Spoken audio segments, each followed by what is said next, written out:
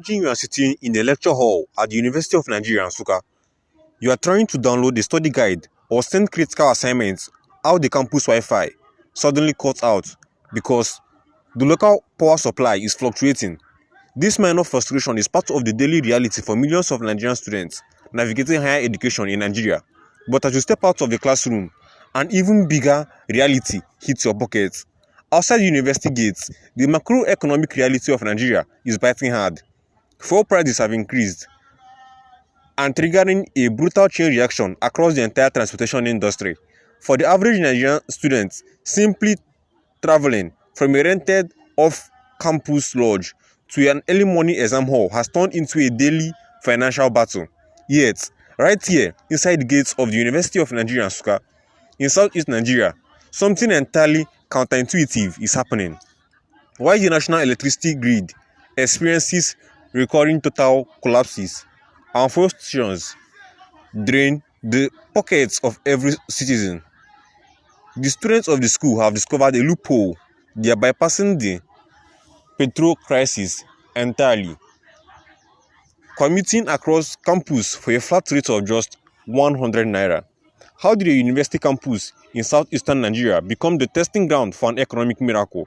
To understand how students are beating inflation with electric tricycles, we have to first understand how this strange three-wheeled vehicle conquered Nigerian roads in the first place.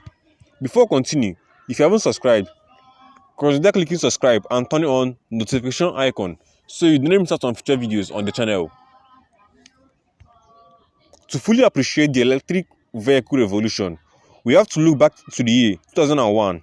Under administration of former President Olusegun Obasanjo, the federal government launched a massive economic intervention called the National Poverty Eradication Program, or short for NAPEP. The goal was simple: create immediate employment for thousands of unemployed youth and provide affordable last-mile transportation in congested urban centers where transportation buses couldn't fit in. The weapon of choice for this program, the commercial motorized tricycle, because it was distributed under the NAPEP initiatives. Nigerians forever gave it a nickname that stuck with it forever: Keke NAPEP. Manufactured largely by Indian automotive giants like Bajaj Auto, these small, highly maneuverable machines quickly became the literal lifeblood of Nigerian transit. They bridged the critical gap between major highway bus stops and remote residential streets. For over 2 decades, the Keke was an undisputed symbol of low-cost mobility. It had low maintenance overheads, consumed very little fuel compared to conventional cars, and provided a steady income for an entire ecosystem of local mechanics, drivers, and spare part dealers. For students across federal and state universities, the Keke was a saving grace, offering a cheap, reliable way to navigate massive campus terrains without breaking their minimal budgets. For 20 years, the system worked perfectly until the structural foundations of the Nigerian market completely cracked. The turning point arrived with the abrupt removal of the national fuel subsidy, combined with the aggressive devaluation of the naira. Overnight, the economics of running a conventional petrol-powered keke imploded. Consider the math from a driver's perspective. A tricycle operator who used to fill their tank for a nominal fee suddenly had to spend thousands of naira every single day to keep their engine running. When you add the soaring cost of engine oil, spare parts, and daily union ticketing fees, the traditional keke economy became a financial trap. Drivers had no choice but to pass these aggressive operating expenses directly down to the consumers. For commercial workers or business owners, this was a heavy blow. But for Nigerian university students living on fixed, tight allowances sent from home, it became completely unsustainable. Intra-campus transport fares that used to be a minor expense spiked drastically. On many campuses, a short trip across a couple of faculties began consuming a significant chunk of students' daily feeding allowance. Students were forced into a painful compromise: either skip critical lectures to avoid transport costs or trek several kilometers under the scorching sun, arriving at exam halls completely exhausted. This economic breaking point is exactly where electric keke entered the picture. On paper, transitioning to electric vehicles in a country plagued by erratic grid electricity sounds like an absolute joke. Skeptics immediately ask the obvious question: how can you charge an electric vehicle fleet when the lights go out? But early innovators saw past the grid limitations by looking at the raw operational data.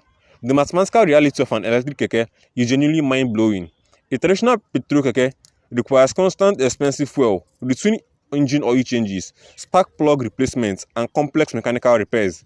An electric keke, by contrast, completely eliminates the internal combustion engine.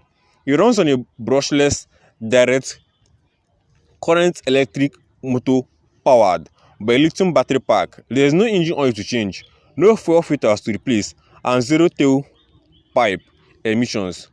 The running costs dropped by an astonishing 70%. Furthermore, the federal government stepped in to accelerate the transition, passing historic legislation that completely removed all import duties and value-added taxes on full electric and gas-powered vehicles. This fiscal policy suddenly made importing and assembling electric vehicle components drastically cheaper. The technology was ready and financial incentives were aligned, but it required a forward-thinking institution to take these blueprints out of theoretical research labs and deploy it directly onto the asphalt. The University of Nigeria Nsukka did not just stumble into the electric vehicle space by accident, they engineered it. Back in July 2019, the university's Faculty of Engineering made national headlines by constructing and unveiling the Lion Ozumba 551, a 5-seater electric car built using 80% locally sourced Nigerian materials. Recognizing the immense research capabilities, the federal government, through the National Automotive Design and Development Council, took the project a step further. They commissioned a state-of-the-art 100% electric-powered vehicle charging station inside the campus.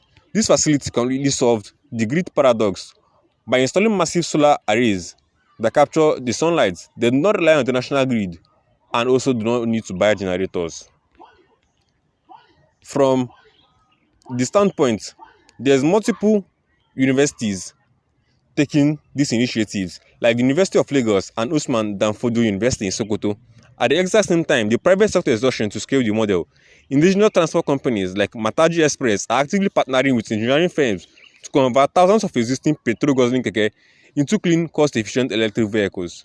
If you've watched this point, consider clicking subscribing and turn on the notification icon so you don't miss out on future videos from the channel. And I'll see you in my next one.